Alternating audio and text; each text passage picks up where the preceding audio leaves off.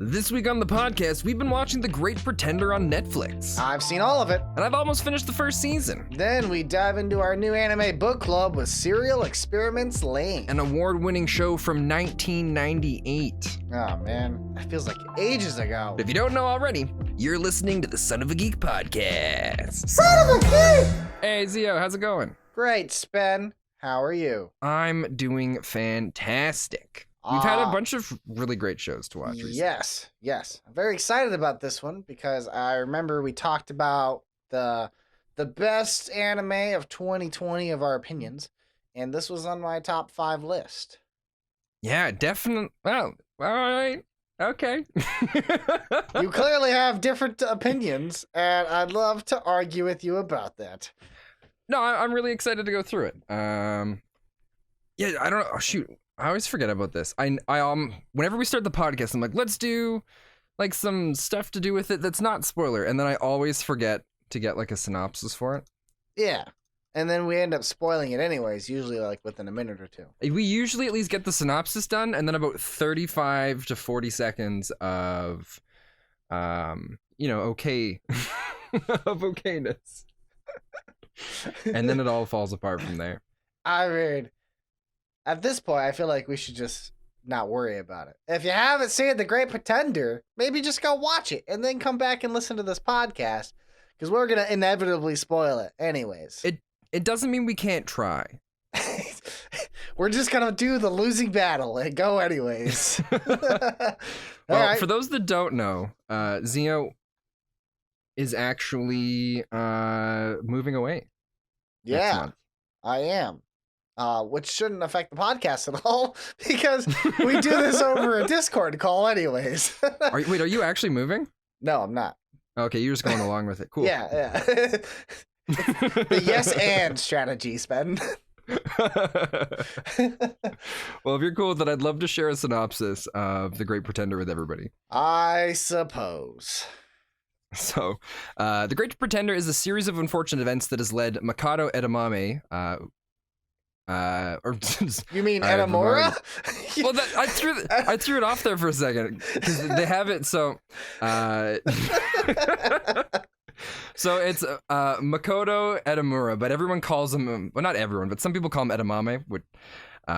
So they had Edamame in here in quotation marks. So I think it was like a little joke for those of us that have watched it, which doesn't make any sense to put something like that in a synopsis. But so Edamura, he's adopted this new life of crime. Not a new life. He's adopted a life of crime, pickpocketing and scamming others for a living. However, after swindling a seemingly clueless tourist, Makoto discovers that he was the one to be tricked. And to make matters worse, the police are now after him. While making his escape, he runs into the tourist once again, who turns out to be a fellow con man named Laurent Theory. And they ends up following him to Los Angeles. In an attempt to defend his self-proclaimed title of Japan's greatest swindler, Makoto challenges his rival to determine the better scammer. Accepting the competition, Laurent drops them off outside a huge mansion and claims that their target will be the biggest mafia boss on the West Coast. Jumping from city to city, Great Pretender follows the endeavors of Makoto alongside the cunning Laurent and his colorful associates in the world of international high-stakes fraud. Soon, Makoto realizes that he got more than what he bargained for, as his self-declared skills are continually put to the test. Man, it really lays out the first episode and then sprinkles a little bit of the rest of the series in there. Yeah, it's an interesting synopsis. Not fantastic for it. Not great. I feel like if they just got rid of that first episode bit, they could have just that last couple sentences. It could have been a nice short synopsis that really explains the series. Well, I feel if they got rid of that the last couple sentences and the whole middle part, and then just completely rewrote it, it might be okay. Okay. You did a lot better of a synopsis when you first told me about the show. Yeah. I make things up on the fly. That probably it's just more fun that way. So, all right. What do you think, Spen?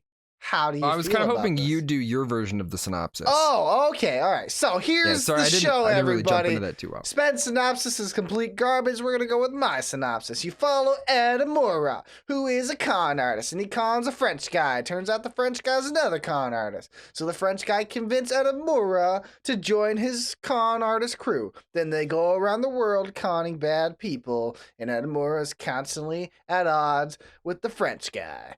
Who wins between the two of them? We don't know. Watch the series to find out in the next episode of Great Pretender. Yeah, the synopsis you gave me was way better than that. Wait, look, man, I don't remember what I said last time. That was like 4 or 5 podcasts ago. Yeah, the only thing really else to add about the show is it's kind of set up into a bunch of different heists, essentially. Yeah. Where each season is split up into 3 different heists, and it kind of goes from beginning to end, and the different kind of adventures that they and things they have to overcome throughout completing the heist. Oh, yeah? Is it each season is split up that way, huh, Spen? Do you know since you haven't seen the second season? I don't know. I haven't seen the Have you seen the second season? Yeah, I've seen all of it. Is that what they do in the second season? No. Oh. I was waiting for you to say yes. But yeah, they do that in the first season. But yeah, the first season is split up into multiple heists in segments. I actually really like that. Yeah, I thought that was really cool. It was really neat being able to go from the one story and have it like a small packaged complete thing. And then each one after having kind of like drawbacks or references to, or minor references to things that happened before. But Right. for the most part, you could watch each thing separately and you wouldn't even really know the difference. Okay. Yeah, I absolutely adore this anime. I had a blast watching it the entire way through. And I'm very curious if your opinions will change once you finish the whole show. Because technically season 2 isn't season 2. I've read that it's just the last half of season 1. Okay. So it's all technically it'll be one interesting then. continuous story. And I don't want to spoil it for you because you haven't seen it. But season 2 changes things a little more. That's So interesting.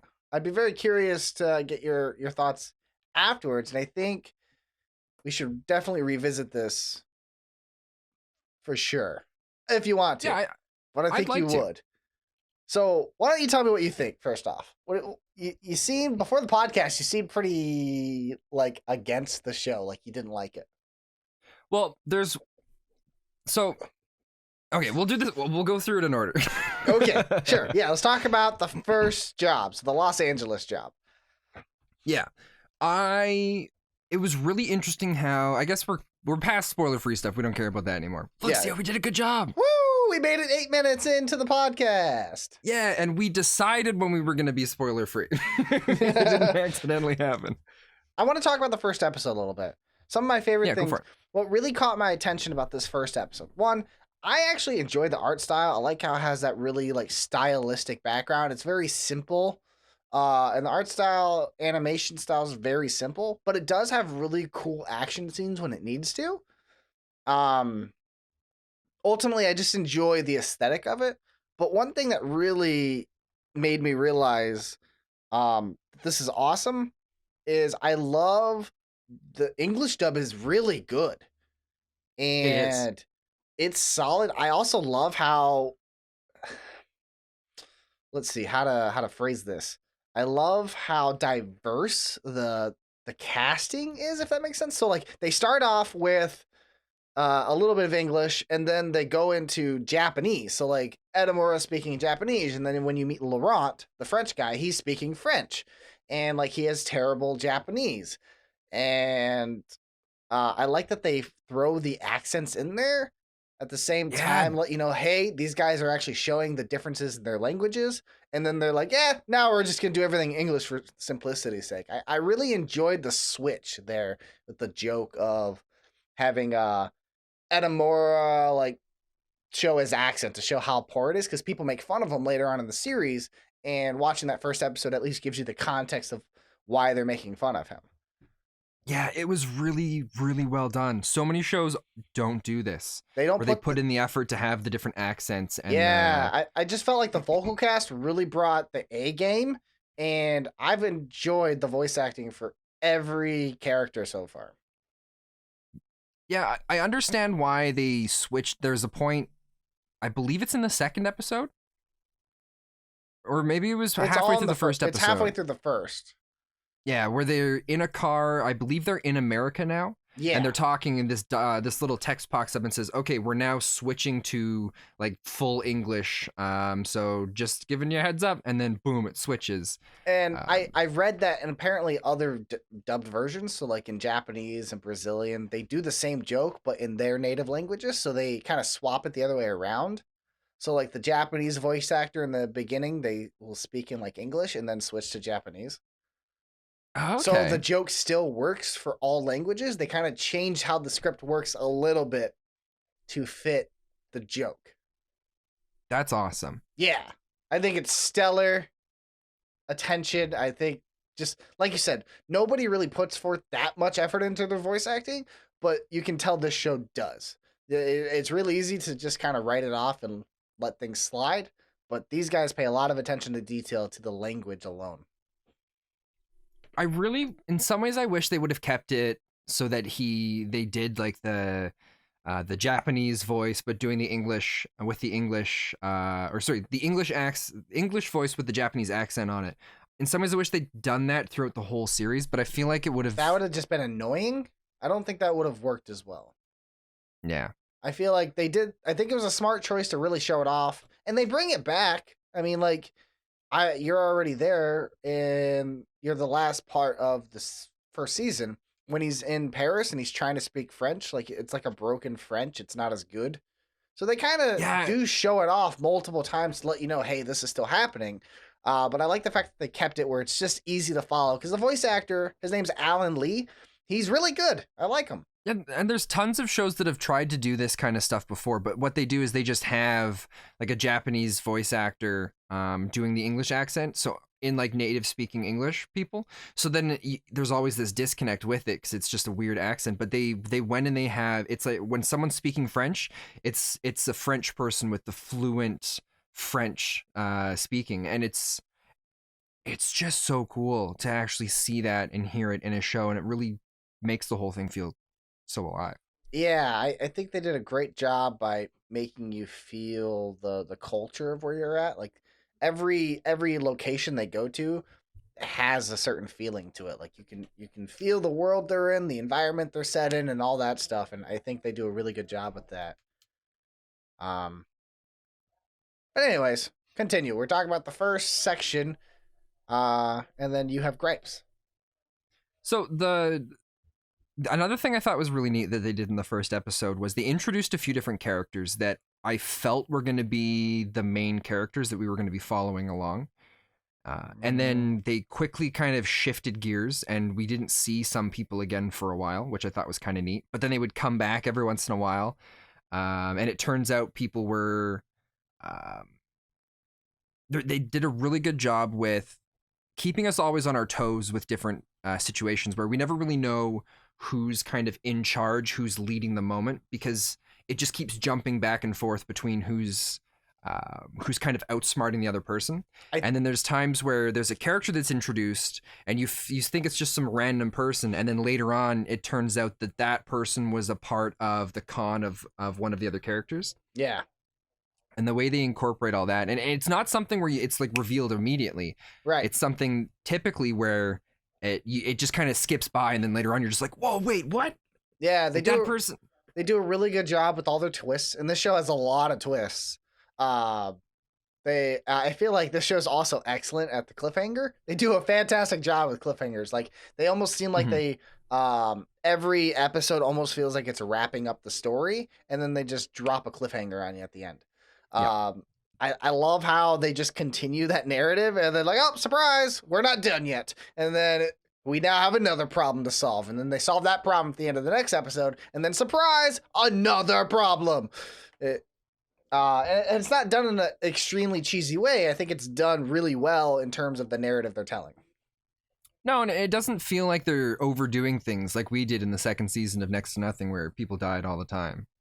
We were left on the what are you talking about? Cliffhanger is this character dead? Who knows? Look, we did it on purpose. We even made a joke about it towards the end of the season. But yeah, you're right. We did it a lot. We're never gonna do it again. For anybody who watches Next to Nothing, we are never doing it again. Wink. It's too late. It's in your guys' blood. It's true. But Yeah, Anyways, one of the great things about this show, and I really feel that if anybody's interested in writing shows or producing content, this is a show that really needs to be checked out and really pay attention to the beats of the story because they do a really good job at pacing them and spreading them out and knowing when to give you ups and downs and when to move on to the next beat. Yeah. Because they never seem to hang too long into one thing. And they're very quick to kind of move from one part to the next. The shows go by in what feels like an instant. Mm-hmm. So when we first brought it up, you seem to have issues with the show, but yet you're done nothing but praise. We haven't it gotten so there far. yet. We haven't gotten there yet. I want to know what these issues are, Spen. I'm very curious. You're gonna think the issue's dumb. Okay. So, oh god, sure, I'll talk about it. The issue that I had with the show, and it's a personal thing from how I enjoy my stories. Okay. We get through the first story beat. After the first 4 episodes or whatever it is, 4 or 5, we wrap up the end of this story. Everything finishes. The characters are done. They all move on to do their own things. The next beat starts, and it starts off in a way where I'm like, wow, I love this. Finally, Edamura, he's happy. He's like put the life of crime behind him. He's learning to be a mechanic. He's going through all this stuff to like move his life forward in the next direction, and I'm loving it. It was my absolute favorite episode because I just love that kind of stuff. I love the feel good, the moments, and the whole time I'm thinking, okay, how are they gonna bring him back into doing the life of crime? Mm-hmm. And in my head, I'm like, the best case scenario, what they're gonna do is something's gonna happen with this guy that at the what is it? What do they call that place? It's not the a guy mechanic. training It's like, him, the plane mechanic that trains him. yeah, I guess yeah, the plane mechanic. It's like something's gonna happen where the business is gonna get shut down, or they're gonna run into some sort of trouble, and it's gonna force Edamura to go back into trying to swindle in a way to get the money, and so then he's gonna have to contact the others, or maybe they'll be related to somehow. But they're gonna do that. I'm like, I'm in my head. I'm like, worst case scenario, he's being tricked right now. If the worst way they could do this is if he's being swindled into going back into swindling. And then guess what happens, Zeo? That's what I love about it. I hated it. I really? actually, if I wasn't watching this to go and review it here, and to kind of talk about the different elements, I wouldn't have picked up the show again. I would have never watched it. I was like, See, I find it interesting because if they had done what you initially wanted, like the shop was going to close, so we went back into it because he had to. I felt like that would be a cheaper way to do it. I think that's, in my opinion, lazier. The fact that he was swindled into it makes me more confident because during this whole second arc, the tone's a little more different. He's less out of his element and more angry with Laurent. So he's more fueled by his hatred for Laurent to just get this over with. And because in each series, I feel like there's a level of his involvement because he has to play the main character that he wears his heart on his sleeve. He's a very emotional character. He has to be the eyes for the viewer, right? And with that, we're not criminals, so it's hard to view us as criminals. We want to view ourselves like him, like the guy who doesn't want to be involved in the crime, but we kind of have to be. But each scenario, I feel like he goes through a personality, not really a personality change, but like an emotional change. So like the first one, he's swindled and over his head. He doesn't know what's going on. He's panicking. He's freaking out. He's out of control here. He realizes it's too far for him. Then the second one, he thinks he's moved on and has a good life, and he gets tricked, and that makes him angry, and he's furious with Laurent, and that furiousness is what fuels him to be a better con artist to pulling off this next trick. Like Laurent knew how much he hates him, and he used that to help guide Edamura to be a better con artist for this scenario. See, and I get that, and I understand it, and it's really well done. But I hated it. The way they transitioned from the second story to the third story, I was like, this is perfect.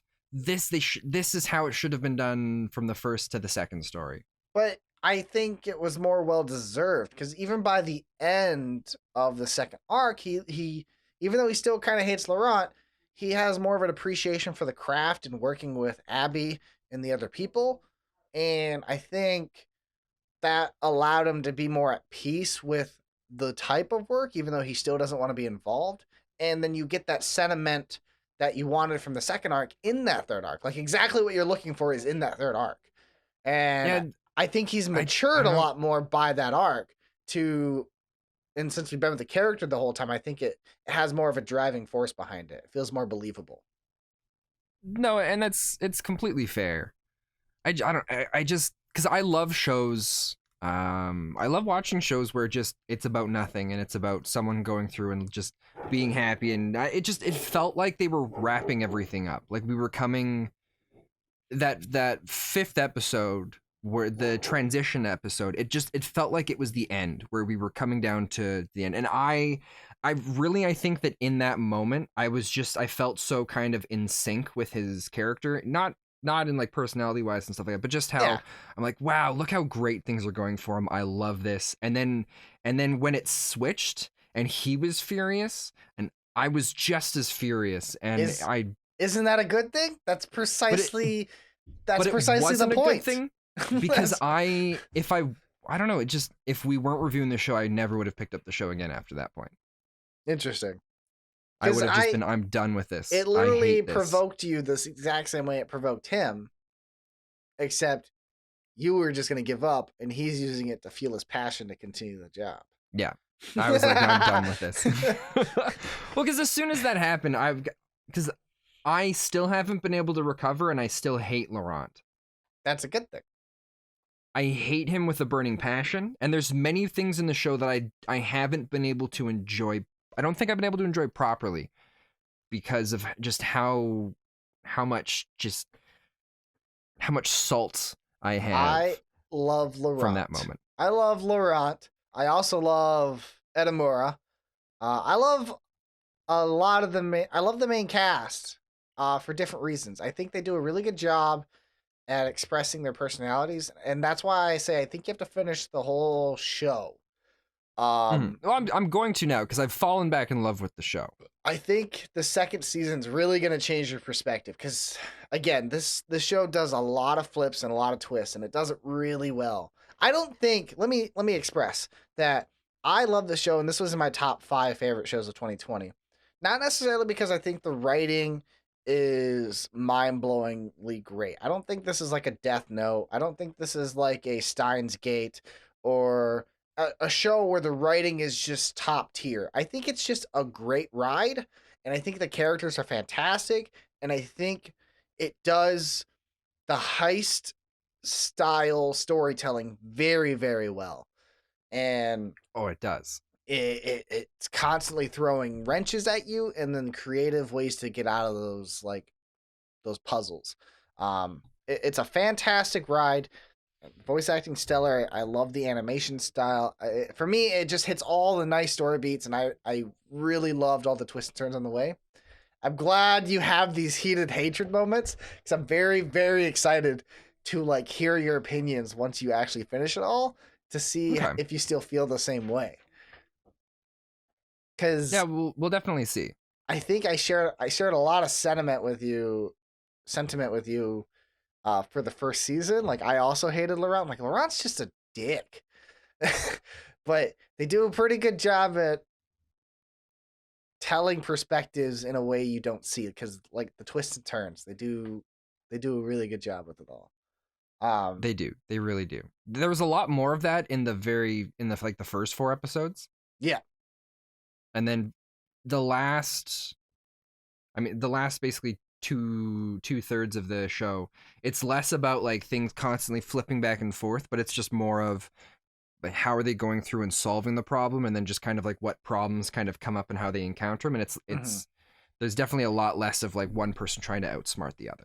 Now At least from my perspective. I know you haven't finished it, but the third story arc with it mostly focuses on Cynthia and her background.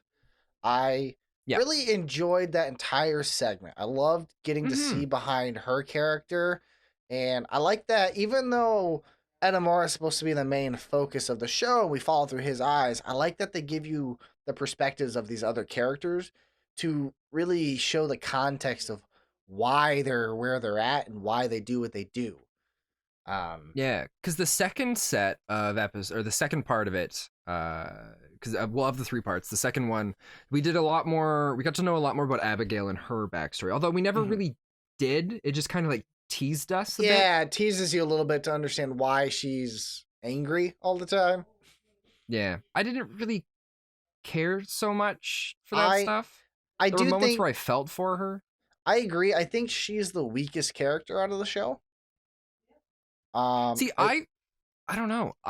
She's the character I was the most interested in for the longest time. I think she's just kind of like as a character, she was the most interesting for me. I think she's the most interesting, but I also still think she's the weakest. It's weird to explain. She's the weakest because she feels very one-dimensional, but then she does have moments where she shows a different side, and I think that's when I start to fall in love with her again. But then they just go right back to almost the one-dimensional point of view of her. Yeah, as soon as they wrapped up the story with her, she's just kind of gone back to being her side character. Yeah. Although there was the second moment where I almost quit the show entirely was when they almost developed that romance. You really hate the romances. show seemed to be pushing for it. The show really seemed to be pushing for it because you could see Edamame was starting to get interested in her, and then there was the moments where they started to like. I love that you call him Edamame. You're basically Laurent, Spen. But just the moments where they started to get really close, and there were a few spots where I'm like, oh god, like the show's going for it, aren't they? And if they would have fallen in love, I would have been like, no, I'm done. So I gotta ask, why do you hate romance in the anime so bad? I don't hate romance in it. I'm just tired of how a lot of shows do it. How so? I don't know. It's just a show like that. I feel romance would get in the way unless it's done really well. But from the way that the show's done, I don't think they would be able to write in a romance properly to have it really interesting and how it plays through in the story. So they did it really well with the characters in the third section, but it's because it's not the romance that was the main thing. It was just something from the past that gave connection to characters, but also gave kind of like tensions in some areas. Mm-hmm. But then I was worried that if there was a romance between the two characters, then we'd start seeing more of that stuff with Edamura and Abigail, and then that would start to lead to like their romance being like the next driving factor. And I don't know. I just didn't see it going in any way where I was like, this is going to be great. Okay, interesting. I also just didn't want them to be together. Well, it just seems like every anime where there's a light romance element to it, you're always hating on it. So I'm just very curious about the thought behind it, I suppose. I mean, I don't necessarily disagree with you. It just, I don't actively fight against it as much as you do. But I mean, I don't know. There's some shows that I really like it, and things like Torodara or shows like that, where it's... Well, those are romance animes. They're like dedicated for romance. Exactly. They know how to write in a romance for it. But in a show like this, it's just like, I don't want that. Interesting enough, I feel like most romance animes the romance element is just as weak as the romance in a story that doesn't focus on it. Interesting. Because I feel like they drag it too much. Like, oh no, will they or won't they get together? This is problem A, problem B, problem C, problem D. And it's just a constant thing, and I feel like there's never a satisfying conclusion. See, you know what it might be then?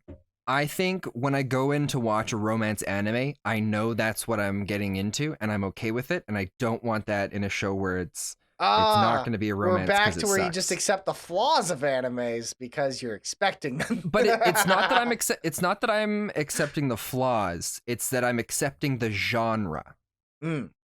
And that's typically how, I mean, there's other ones that It's- have done it differently and they've done it It's well. like our argument with the shonen all over again. It's like I expect it to have these weird plot holes once in a while, so I don't mind it. Well, when you go to watch like a romance anime, you know typically how it's going to be is it's about the characters getting together, and then when there's going to be moments where they get closer and then they get farther apart because of different drama and stuff like that. And that's what I go to that show because that's what I'm wanting in that show. But in this show, I don't want that. That's fair. So I think that's the better way to put it. Well, I guess, yeah, but at the same time, for me, when I go into it, like if I'm watching a romance anime, I would expect a satisfying conclusion. Whether they are officially together and it's happily ever after, or it ends in, heartbreak. Yeah, well, a lot of times that's what happens in it. No, it doesn't. I feel most romance animes are so unsatisfying. Well, I guess in romance animes, I go into it a lot more for the characters. See, I'm all about the story, and then I fall in love with characters. Yeah, see, I go in for the characters, and then the story just comes along with us. All right. Sometimes. All right. Other times Anyways. we gotta look for it. All right, back to The Great Pretender. Yeah. So your biggest gripe is mostly the fact of how the heist number 2 started, how they brought him back in. I hated how they transitioned him into it. Okay. Because I was just so happy for him when he was happy. Well, that's your biggest gripe. I guess I was hoping we'd disagree more on it then, but I guess not. Well, no, like I said, it's gonna be something where it's dumb. It's really all it is. I just loved how happy he was, and Yeah. I was enjoying being a part of his happiness, and then it was taken away, and it was basically like one moment. We're moving to the end. It's like if that was a movie, we were moving to the end of it. We were gonna have our happy ending, and then suddenly the rug's just ripped out from underneath us, and they're like, "By the way, yeah, we're gonna make you do all that stuff you don't want to do, and you have no choice about it." It's just like, it was, and then it's like they threw a cliffhanger at the end. And I don't know. I didn't feel like it was a cliffhanger. I felt it was more. It's more like if someone says, "Hey, we're going to Disneyland," and you get there and it's a water park. Okay. And all right. And then suddenly it's like, "Oh, you have to run this," and it's like I thought I was coming to the water park to Disneyland so that I could go and like go on a bunch of different rides, but now I'm stuck behind a desk managing this water park that's not even Disneyland. That's what it felt like for me. I love the analogy. That's awesome. All right. So that's fair. I'm very, very, very excited for you to finish this show, and we come back. I hope and talk everybody about doesn't. this. I hope people still watch the show because now the show's great again. Yeah, it's a great show. I really, really enjoy it. I think I just had to get over it. So who's your favorite character? I don't know. Okay. If I had to pick a favorite character off the top of my head, for a while, I don't remember his name, but in the second set, there was the two brothers. There was the one guy who was kind of in charge of everything, the other guy that was the racer. Yeah. And I really liked the racer. He was my favorite character for a while. His name's Abraham. Something like that. I don't know what it was. I just Clark.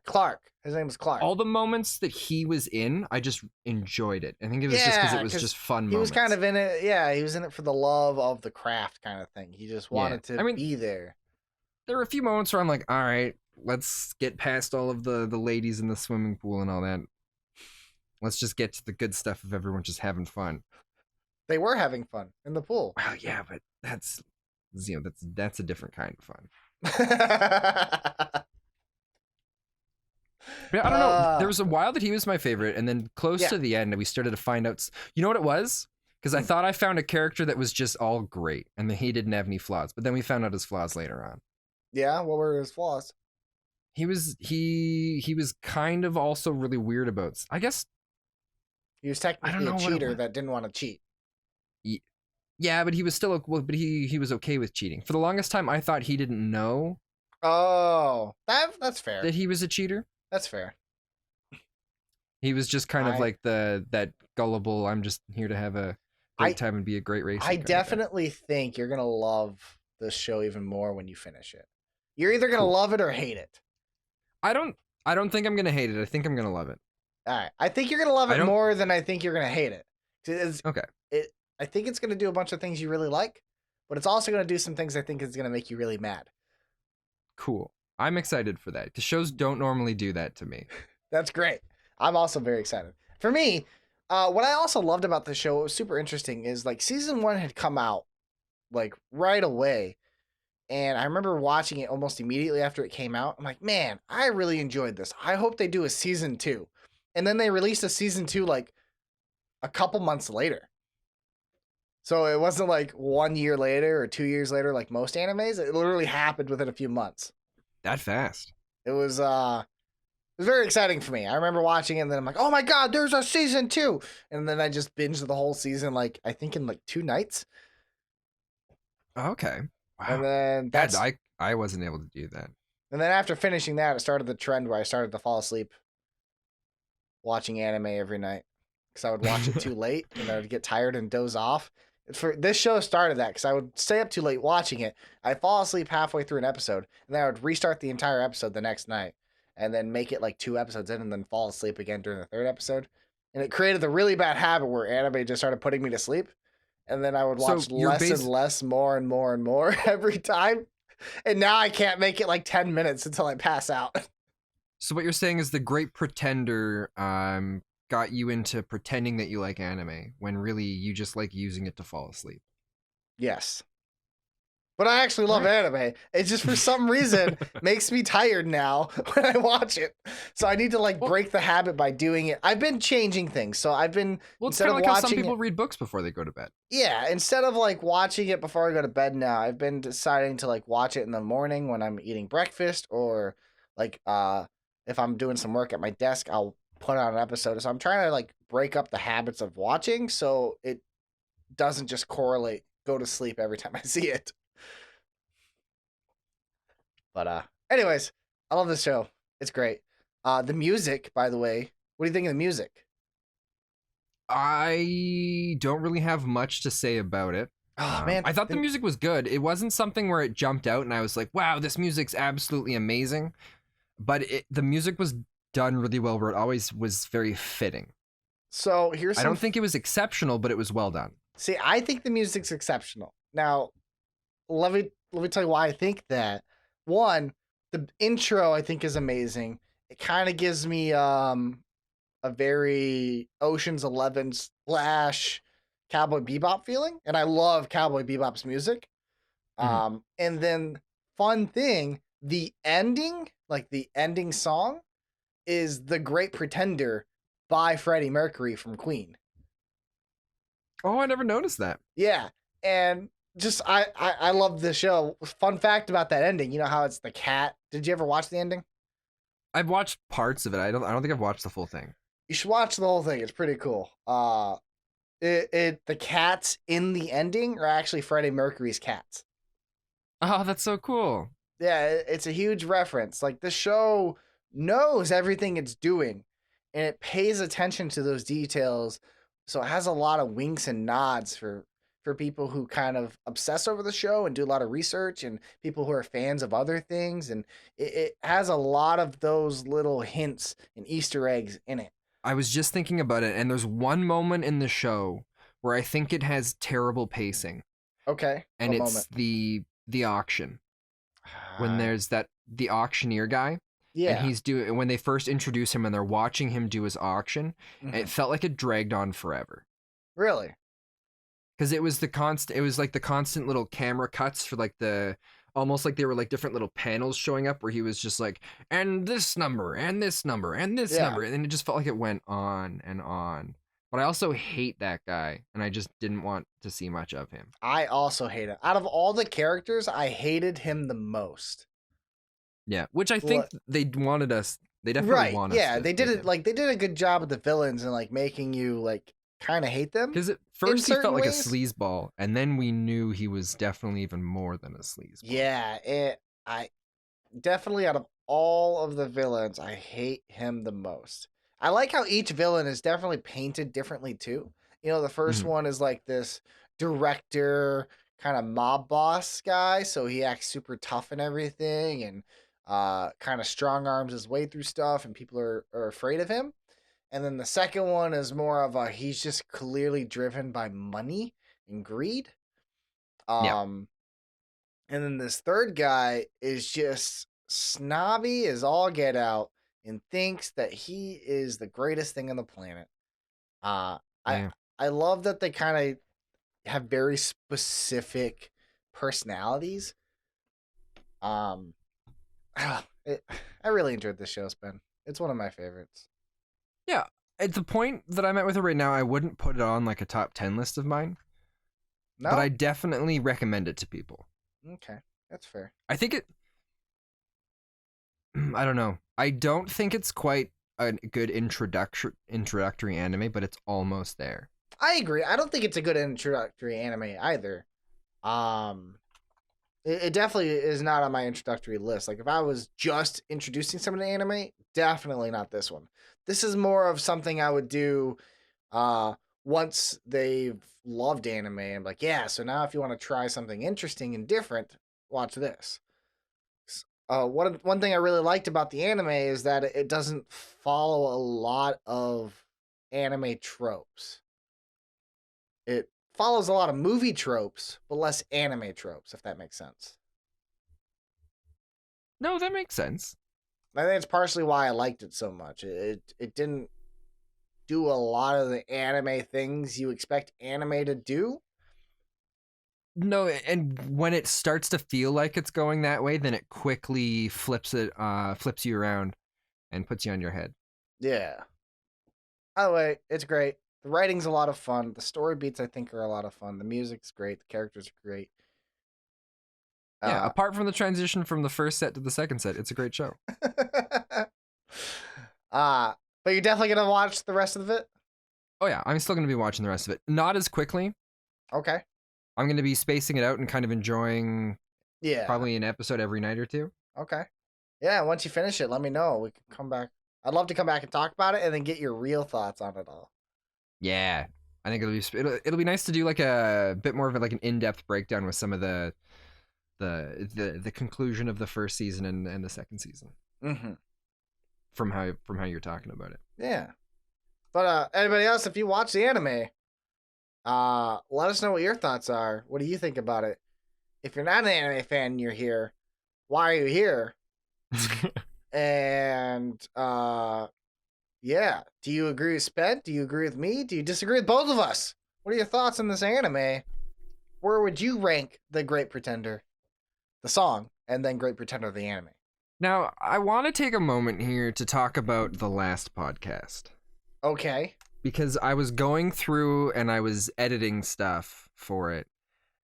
And as I was editing it, I still hate your argument for many steps of the show. And I just wanted to tell you that. I think a lot of your arguments were dumb. And Okay. I still strongly feel differently even after re-listening to the podcast about your thoughts and opinions on different areas. So I just wanted to just let you know. That's fine. Are you wanting to rehash it or? No, I don't want to rehash it because it's not going to get us anywhere. Okay. You just disagree with me. I just wanted to remind you that I disagree with you on many of the aspects of what we talked about with that show. What I find hilarious about it is that we both feel the same way about the show. We just disagree with each other's opinions on it. Yeah. Which doesn't make sense to me because you defended the show a lot for disliking it. Mm-hmm. And you never really explained why you disliked it. It's because your reasons for disliking it are stupid. No, I'm sorry. They're not stupid. I just thought it was funnier and more dramatic if I used a more powerful word. No, that's fine. You're allowed to say they're stupid. No, why did you hate it so much? I really liked the show and I enjoyed it, but then I didn't like the part where God, I don't even remember the characters' names anymore. Where the main character, he got that power and he was like indestructible and just super powerful, and he had that weird like wing coming out of him, and yeah, that was I also where I really grew tired of the disliked show. that. Oh, so you liked everything up until that point? Yeah, I rather enjoyed the show up until that See, point. Spen, I think the biggest thing for me. Okay. The biggest thing for me is I just want to say that the red-haired guy, he's not a useless character. He's fucking worthless. I want to say, Spen, that your reason for disliking the show is dumb too. Because you will love something until one little moment that is maybe 2 minutes of an entire 10-hour series. And that will ruin the whole series for you. Sometimes, yeah. That's dumb. Well, it's because As for me, it's a more degrading process. I liked it a lot in the beginning, and then each little thing just chipped off more and more until I had nothing left to care about. Well, I think the big difference for us is you're kind of drawn in, and this is a very kind of general broad way of saying it that I don't think is quite exactly fair to either of us, but I think you generally go to a show for the story and how that story kind of carries you through it, and I go in wanting the characters to be my main focus of caring about it. And then if the story is okay, that's great, but as long as I like the characters, I'm happy with it. That's fair. And I feel I'm okay with characters being the driving force, but I think it has to fit a certain genre or feeling. And I feel if you're going the dramatic route, characters can't carry that so much because it's about the drama. It's about the story. See, I'm really excited to talk about the next show because Me too. I think we're going to be pretty decisive with this one. Very different. I also think so. So let's start talking about it then. All right, who cares about Seraph of the End then? Let's talk about Serial Experiments Lain. Last week we were supposed to start watching Baccano, and I was very excited about it, but apparently Baccano is really hard to stream. And for you guys that managed to stick around for this part of the podcast, I cut out the Baccano part so nobody knew we were going to be watching that. Dang it. Now I'm explaining for no reason. I'll leave it in here so it's funny. Yeah, thanks. Appreciate that. But anyways, we were both very excited, but it's really hard to stream, so we decided against it. And now we're going to watch... There's just no way to legally watch it online. Yeah. And I was going to be like, it's fine. We'll just tell people how they can do it, but then not encourage it. Air quotations. Well, I was gonna tell people to just order it online, like the DVD, and then hope it arrives before the podcast does. Oh, okay.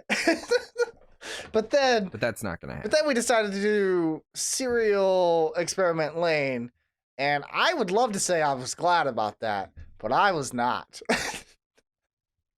I don't think you're gonna like this show. I hate this show. I hate this show. I hated every episode of this. I remember finishing the second episode and trying to think of excuses to not watch the third one to give you. But I couldn't. And then I just watched the third one anyways, twice because I didn't think I watched it. And I watched it again yesterday. I was like, what the fuck? I just watched the same episode. And I hated it a second time still. See, and this is tough for me because there's a show I really wanted to watch with you that I don't think we can. Why is that? Because you hate this show, and it's Dot Hack Sign. I'll still watch it. This is the anime book club. Just like how you force yourself through The Great Pretender, even though you hated that moment. Well, I forced myself through 2 episodes of it, and then the rest of it was fine. I'm gonna force myself through this show, and I'm just gonna express my disdain for it every episode. So I think it's important to point out, I don't think the show is fantastic. I think if we were watching this in 1998, we would have a very different opinion on it than what we do right now. I still don't think that. I think this show is hot garbage and overrated. You said it won an award, and I was blown away by that. And I looked it up, and this show is rated high. On Anime List, I think it's an 8.7 or whatever.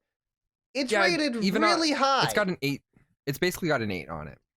But I think the show is just bad. The voice acting is Are you watching you it subbed listening or to it? dubbed? I didn't even want to try watching it, on subbed. So Dubbed. I'm watching it subbed. okay. I didn't even want to try dubbed. I was worried it was going to be really bad. I naturally go to dub, and I'm heavily considering watching the rest of it subbed because I the think you dub should. is atrocious. It's the worst. Because this is from 1998, and dubs weren't good. Cowboy very long Bebop came out in time. 1997. Yeah, but that's different. I It's understand like- it's different. it's- I it's had like high how- hopes because the show was rated so high and a masterpiece. Because I looked up reviews before and I'm like, okay, I'm really excited about this. And then I watched it and it's fucking trash. It's so bad. You know how in Hercules the only way that the Titans can be released is when all the planets aligned? Sure. That was yeah. Cowboy Bebop.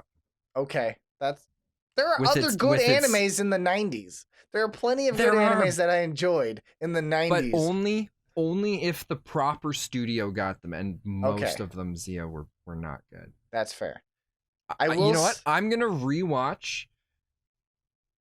I'm gonna try and rewatch the first episode in the English, and I'll just to see what it's like. I'm sure it's terrible. Man.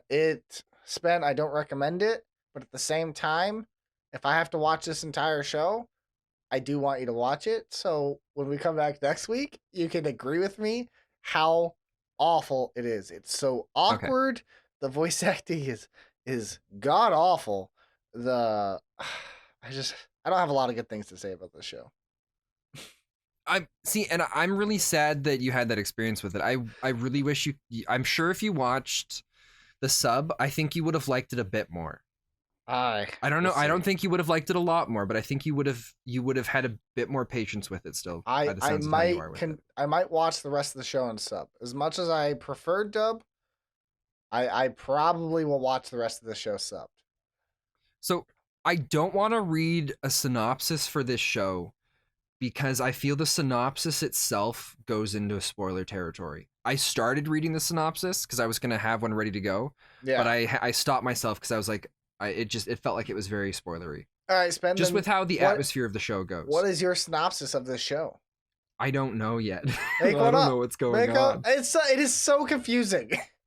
It is. So all we really know so far is Serial Experiments Lain is a show about this girl who lives in, I believe they were going for modern day, like 1998, but in a world where there is the real world and there is kind of like this other worlds that we haven't experienced yet, called the Wire or Wired or something like that. I think the Wire is just a fancy word for internet. Yeah, and it's as if the internet was something you could kind of connect to and move around in. But there's some weird things going on in it right now where the show starts out, and this is kind of part of the synopsis, where a girl commits suicide, and then for the next for like a week after her suicide, people in the same school and in the same grade are receiving emails from this girl that has died. Our main character, who I believe she starts out hating technology for some reason, or she just finds it very uncomfortable. She ends up going onto her computer and she finds she's getting these emails too, and she's actually talking to and communicating with this girl that had passed away. And she gives through the conversation, we get a little bit of insight about just kind of the girl killed herself so that she could go and be a part of this, like the internet essentially. And she did it. It's something to do with like there was something to do with God. I don't remember exactly how the sentence was worded, but it's like she wants to be a part of the internet, and this God had told her that this is, or she knew through some weird thing that this God showed her she could do it or something. I don't know what it is, but now they're trying to call Lain into this other world. But we've also found out that Lain, there's a lot of stuff going on where people see Lain in locations, almost like a different personality behind her, but she has never been to these locations before. So there's a lot of psychological stuff going on in the background that's just kind of confusing and weird. Yeah, I think It's a very slow-paced show as well. It's Um, very, very slow. but I The love the atmosphere of it. I hate it. It doesn't feel. I hate using this word to describe fantasy, but it doesn't feel realistic. I guess what I mean by that is like it's set in a modern time frame, just with this fantasy element, right? And Mm-hmm. this is why maybe if I watch sub, it will change my opinion. But everything is so awkward. Nothing feels normal or regular or believable. It just feels like the world is like nobody understands how to interact with another human being. I think that's what they're wanting to go for. And I think that's Because a terrible choice. Well, but I think the reason why they're going that direction with it is because of how they portray this world, and it's almost I don't know the word I'm looking for, but it's like everyone relies on the wire or the internet and the connecting to people through there. And so because of that, there's a lot of people that are kind of very awkward and don't speak with each other very weird. But there's also it's like most of the characters know something is going on with our character, but we don't know what it is. And so people are interacting with us strange and in ways that doesn't make sense. Yeah. And I feel like this is a show that it's gonna drag on for a while, and we're not gonna really get answers until later on. It's gonna slowly give us the answers. See, I feel while I see that, I can see what you're saying. However, I personally don't think that's the case. I think if it's right, then it does make up for a good portion of the shows. However, the show doesn't do a good job at capturing atmosphere. It's mostly silence. See, but I think that's part of the atmosphere, at least for me anyways. I don't like you music and noise can heavily play that feeling to show it's intentional. The pure silence I don't think is intentional. I think it's budgetary. But see, And I feel it is though, because I feel like they're going for a sense of melancholy, and that's really what I feel watching this show. I don't. Like melancholy I feel through melancholy music or melancholy symphonic sounds. You know, at least some form of a sound to express that is melancholy. But there's barely even ambience. Like, it's just like in a room when she's in her bedroom, you hear nothing. And then her bedroom is also empty. It's like a bed, stuffed animals on the window, her desk. There's not a poster on the wall. There's nothing. And everything kind of is like that. Like when they go to the club, it's just a bunch of blackness. And then people awkwardly standing around. Like, I understand. Like, that's why I think it's all budgetary. And then they just cut corners. Like, they put their entire budget in the intro of the show. Because I remember I always watch the intro for the first episode. And then I skip it the rest of the show. The intro of the first episode has a high budget. There's a lot of creative camera cuts and everything. It's very 90s. Like, the music screams 90s. I didn't feel it was very creative. I felt it. I know what you mean by a lot of the budget went into the intro, and it feels that way. But it felt like they wanted the intro to be like an edgy 90s music video. It did feel like an edgy 90s. It's very 90s. That's what I'm saying. It feels very nice. But I feel like really they put most of their budget into that intro. So the only argument that I have against right now with you saying about the absence of sound being a budget thing, I feel that it's for the atmosphere of the show, and I believe the only evidence that I have towards that right now is so there's the part where she's riding through the train, and we hear that weird kind of buzzing sound, and the camera it pans along the electrical wires as we're going, and Mhm. it's almost like she can hear the sound of the wires and like the Yes. electricity coursing through things, and it's buzzing and buzzing and buzzing. Hmm. And then she hates it, and she says, "Will you stop that?" And then suddenly all of that disappears, and it goes back to that awkward silence, and the people are kind of looking around like, what's going on here? And the only time we really hear any sounds, is when she's near the electrical wires, and it's doing that like low hum buzzing thing, or Mhm. when or later on in the third episode, when people seem to be talking to her through possibly these electrical wires or something like that. So Mhm. that's why I really feel that it's part of the atmosphere of the show. Yeah, I can Because see if that. they had music in the background and then the music went quieter, or we had those quiet moments where it was doing the buzzing, I feel like it would put too much emphasis on it, and it wouldn't Again, be the same as it is currently in the show. too much emphasis. I feel like not having other sound puts more emphasis on the times they have sound. See, but right now it doesn't. It's hard to figure I out a way to word it. understand. Like that train scene is the most interesting scene in the show. Mhm. Like, and some guy killed himself.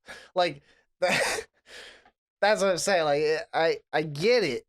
I just disagree. Like it doesn't even have to be music. It can be like I said, an ambient sound. Like it could be like they could have just had an organ and pushed like 4 keys at once and then carried that for 2 minutes. Like they could have just been anything. Like most animes have this cricket sound when they're outside that drives my wife nuts every time I watch it. She's like, they use the same cricket sound in every anime. I'm like, yeah, you're right, they do. But that could have at least been in there when she's outside. See, but I Anything I think would have, and it doesn't have to be loud like it is in most animes. It's the ambience of the environment needs to be believable for me, and this just feels low budget.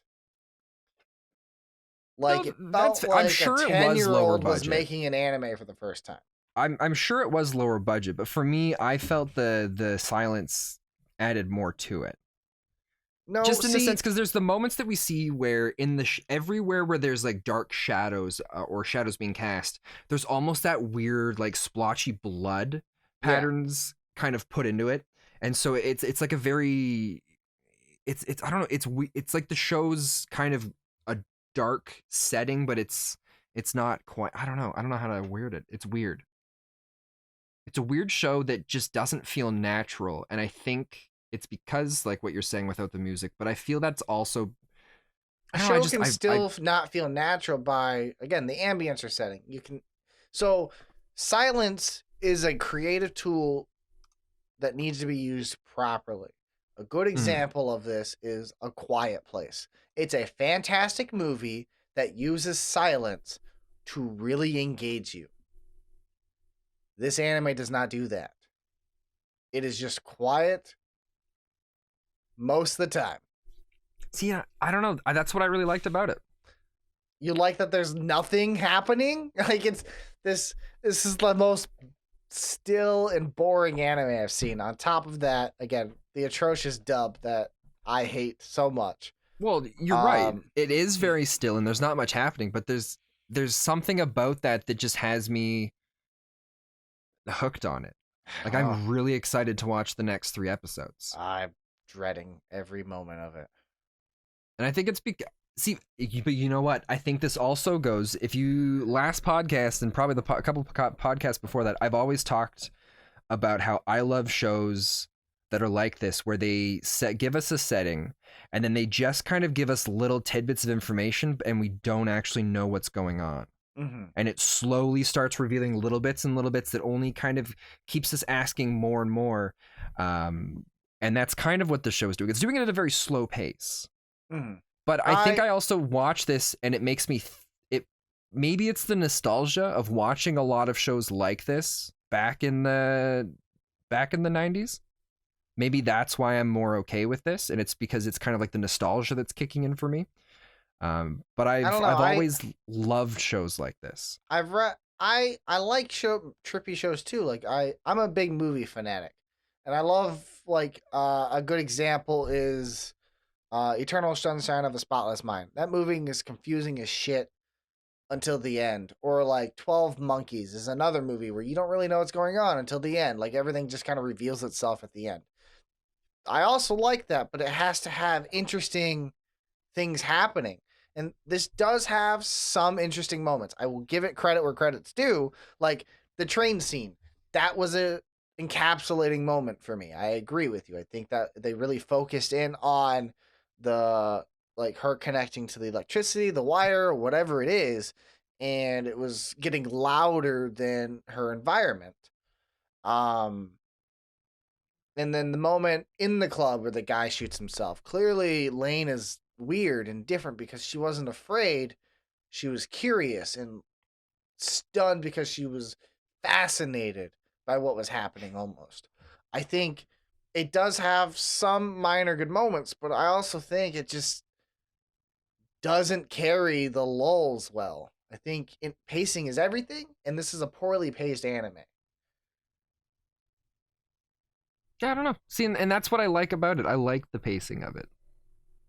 I think. See, for me, I find that its pacing is done really well to get me to feel, because in this situation, again, it goes back to me with the characters. I feel how they've set up the show. I feel a lot more in tune with the character because of how the world is, with it being quiet and silent and everything feeling weird and awkward with every interaction with different characters. I feel more in tune with her as I'm watching the show. Hmm. So maybe that's what it is. See, For me anyways. I don't feel in tune with the main character at all. I feel this can change as we watch the like. I'm really hoping it changes because everybody talks so highly about this anime, and because after each episode, I go to I go to my anime list, I think, or I go to whatever. There's a list, and then I like read the comments about the episode and how people talk about it, and people are like, "Man, I love the show so much. It's so much better on a second watch through." And then for me, I'm just like, I don't get it. It just doesn't seem very interesting. I get there's a mystery. I get there's something happening, and I can see it. Like there's definitely those elements that you say where the wire's talking to her, trying to pull her in. It's almost like a whole different universe, and there's clearly something about her that's different, and maybe people know about it. Um, I don't think people know about it. I think it's just awkward. I think it's the realm the writer decided to put this world in, Mm-hmm. and I don't think it works. How I would have liked it is probably she's awkward, but everyone else is normal, and you could really show that. You can also show that by framing. Um, like iRobot does a it's a show. It does a really good job by isolating the main character because he feels awkward. He doesn't fit into the world either. He's a hacker. He's in the internet. He learns people by researching them online and stuff like that. And um, framing plays a huge part in that. Like every time you show him talking to somebody, usually when you film something, they call them in thirds. You know, you break the shot up into thirds. You always put the character on the far side of the thirds, opposite of the direction they're facing. So, like, if you and I are facing each other, and I was on the right side, you were on the left side, I would be on the far right side of the screen every time it cut to me. You'd be on the far left side of the screen every time it cut to you, and there'd be a lot of space between us. However, in iRobot, they always put him in the front side of the frame. It's a very awkward positioning. It feels uncomfortable. Every time you see him talk, it shows that he's disconnected from all the regular characters because every time they put them in frame, they put them in the right position they should be. Mm-hmm. And I think that framing plays a very important part that this anime doesn't convey well. It has a few moments where they zoom in on her eyes when she's focused on something, and her eyes are really creepy looking. Um, I think they do a couple moments of that well, but again, you can still play all of that with ambience, with sound, with things to fill the void. I feel like I would dare say I can convey the same story in less time and better with ambience. I mean, that's fair. It's very pretentious of me, but I don't mean to think I don't think I'm that great of a writer, but I just feel like this is more amateur, and people saw it and gave it way more praise than it deserves. It's Okay. it's hard for me to say that because everybody likes it, and I know I'm not like some I mean, savant. Zio, everybody is allowed to have their own opinion on it, and there's nothing wrong with you feeling that way about it. No, that's fine. So, a couple of the things that I wanted to talk about that I really liked that they did with the show. Okay, Um, yeah.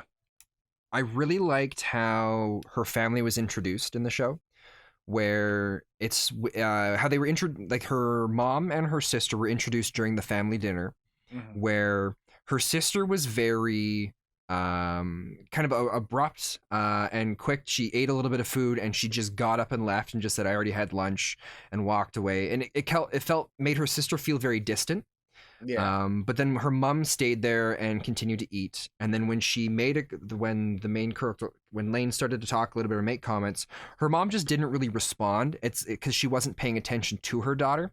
So then Yeah. it showed a little bit more distance between that as well, which I really liked because it really made Lane not feel like she was a part of her family. And Mm-hmm. what I felt was done, it was kind of weird at first, and I wasn't really sure if I liked that. But then the contrast with her dad at first, I thought really helped push things. Where her dad came home, she went in to go and talk with him, and although he wasn't paying attention, or he was working on other stuff, at first it felt like he was going to be kind of this character that that we were going to have that was more kind of friendly and more endearing. And we do get a little bit more with that, but then when he finished setting up his computer and he got all that going, suddenly his focus was gone from his daughter, and it was just that was all that mattered to him. And that was, I really liked how that was set up, and it really made, it was at that moment where I really started to feel that the show was trying to, and I guess in some ways make a statement about modern technology and Okay. how people, when they interact with that kind of stuff, and how if we put too much focus or emphasis on that kind of stuff, it creates this disconnect between us and what's going on around us. And I feel that that's going to be kind of a larger theme, maybe not a prominent one, but kind of like an influence in how the rest of the story goes. And so I really liked how it kind of established her family and what they were like, where with the distance between them, and kind of how they did that. So I thought that I really enjoyed that. I do agree. I do think that they convey it with the mom being pretty cold. She obviously, there's something where she doesn't like her daughter. Mhm.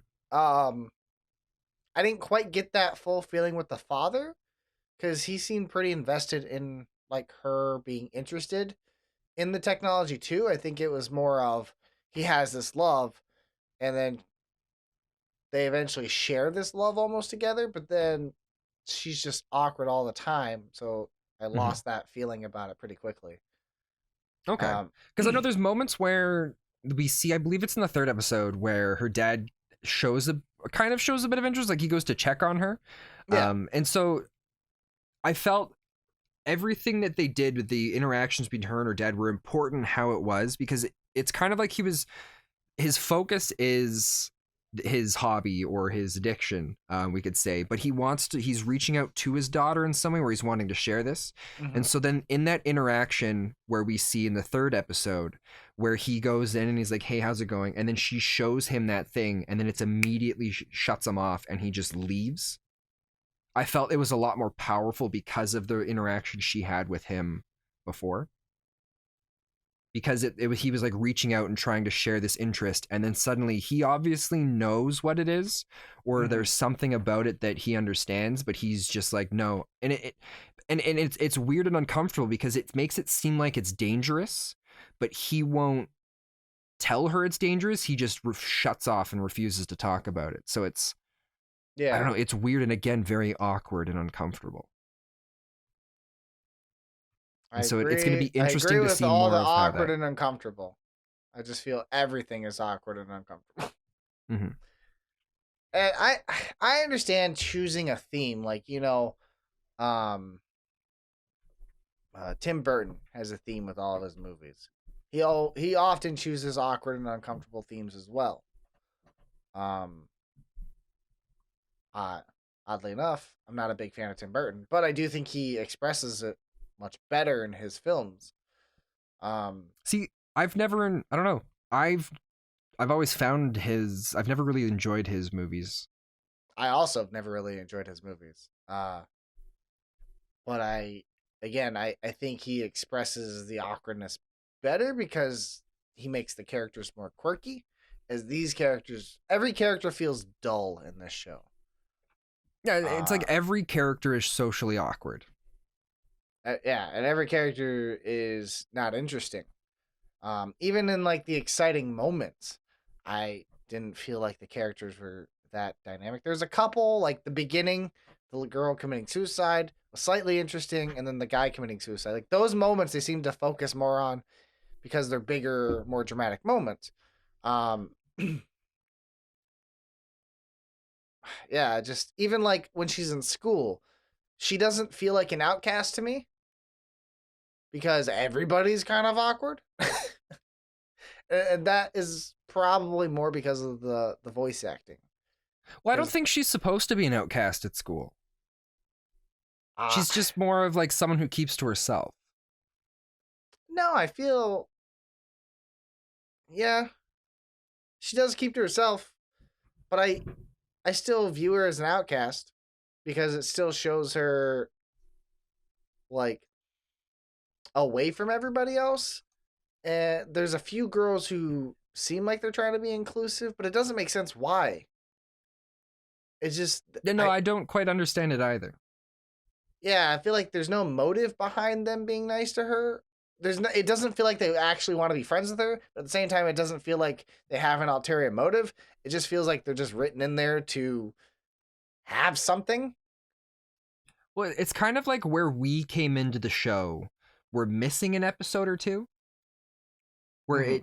there was no beginning that was properly, I don't want to say properly established, but there's no beginning that was established. So it's kind of like we were just kind of thrown into a moment where it's just past the beginning where Yeah, these relations haven't been established. yeah. One of the notes that I had for the show here, I thought the show was gonna go a little differently than it currently is.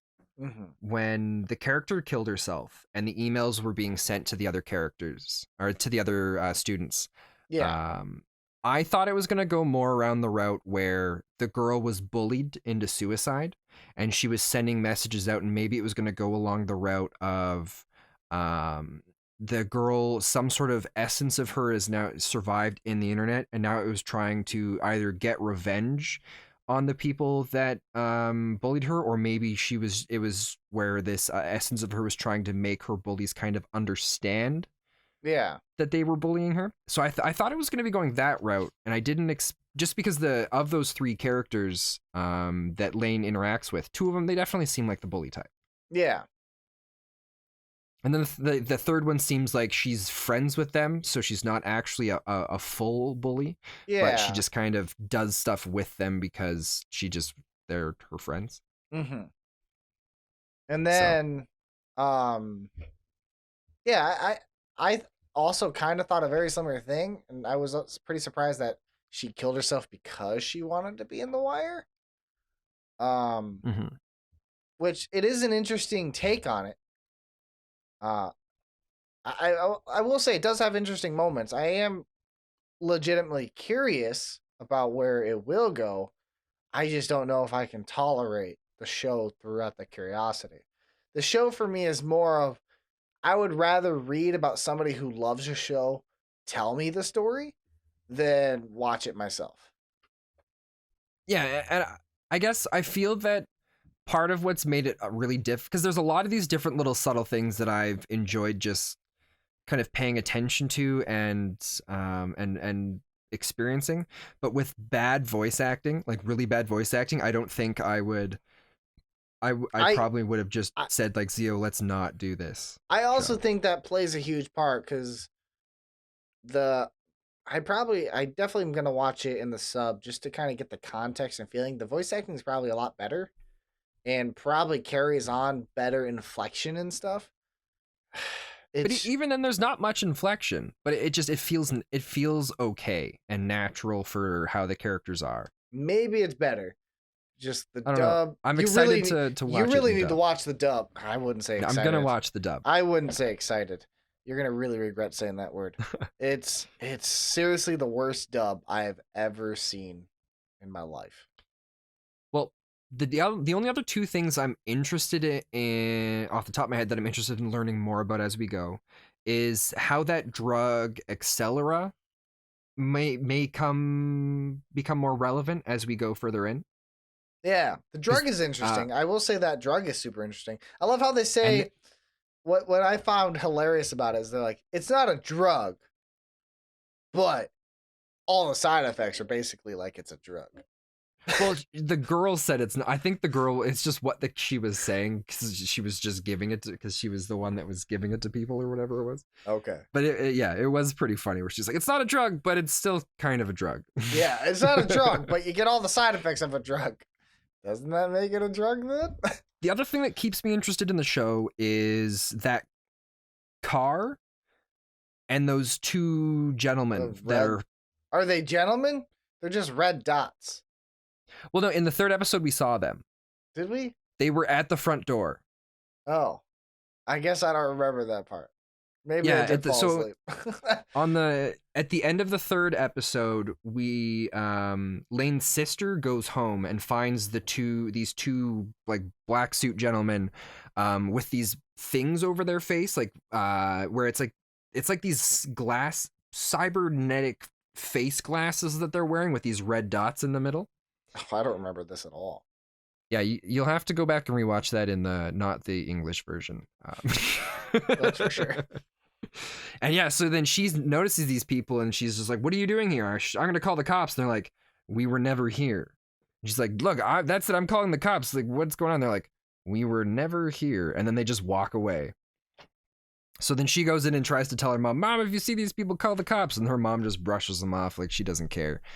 And then, so it's in because they've got to be connected to Lane somehow, and something's going on with Lane where it's like this other personality. I don't know if it's downloading into her or maybe she's the alternate personality from the actual Lane who she is. Yeah, I don't know. I'm excited to know more, and I'm expecting to not get many answers until at least the last couple episodes of the show. Yeah, because I think that's how this show is going to go, and it's going to continue to be very slow, and it's going to slowly move on. But I don't know. It's what I'm really liking about it. It's like it's a nice change in pace for me for shows because there aren't many that are like this. Yeah, that's fair. I think I will admit it's definitely different for me. Not in a good way. But I'm glad you're enjoying it. How many episodes is this? It's only 12 or 13. Ugh.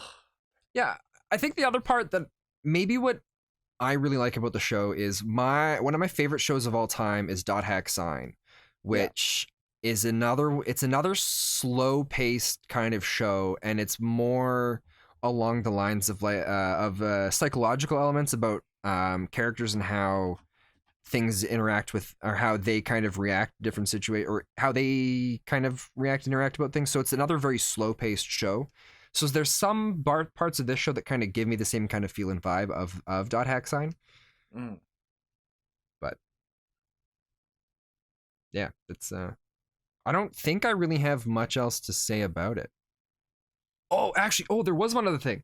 So there was the part where Lane gets arrested, and they try to call Lane's home, but nobody answers. And then Lane goes home, and there's nobody there. But then suddenly in the morning, her mom's back. So I wonder if her family's real. They have to be from how her sister interacted with those black suit guys outside her front door. Or maybe none of them are real because they were never there. But it's also possible none of them are real. Because they were never there. Because there was there. Something was said at some point in the second or third episode about the wire and people seeing things. Yeah. it was like a weird flashback, or not flashback. I think it was when Lane first started interacting with her new computer. Yeah. And we got that weird little moment where it's like we could hear the voices of other people, and they were all talking about things and stuff that they had seen that wasn't actually there. Yeah. And so I think the wires like crossing over into the real world somehow.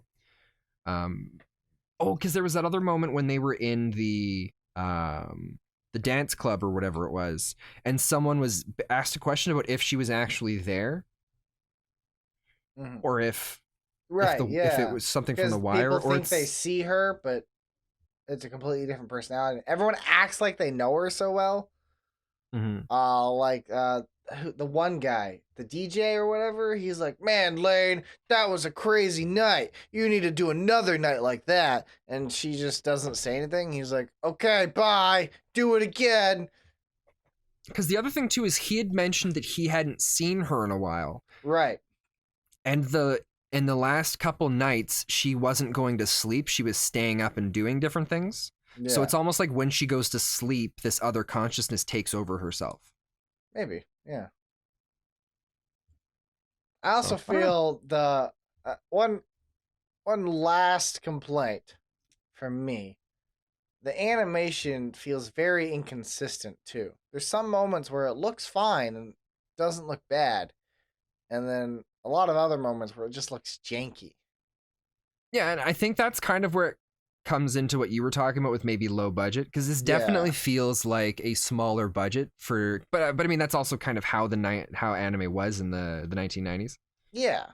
Like some anime were like really well done, but a lot of them were kind of around, a lot of the mid to low tier animes for the budget wise were around this quality.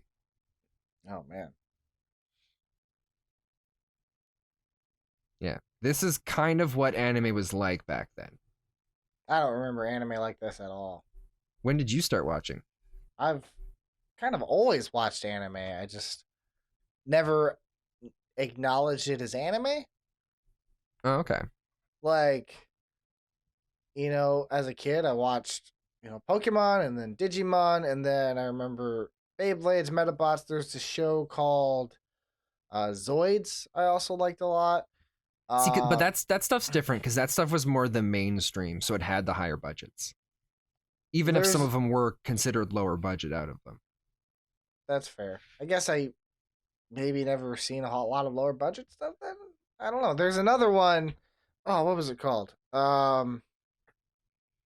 was a mecha anime. It wasn't Gundam. It was a different one. It was hold on. I remember one thing because I had like a weird spin-off series called something Fumafu. Full Metal Panic. I don't think I've seen Full Metal Panic. That one I watched as a younger teenager as well.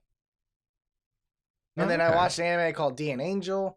Granted, those are early 2000s, so maybe things changed at that time.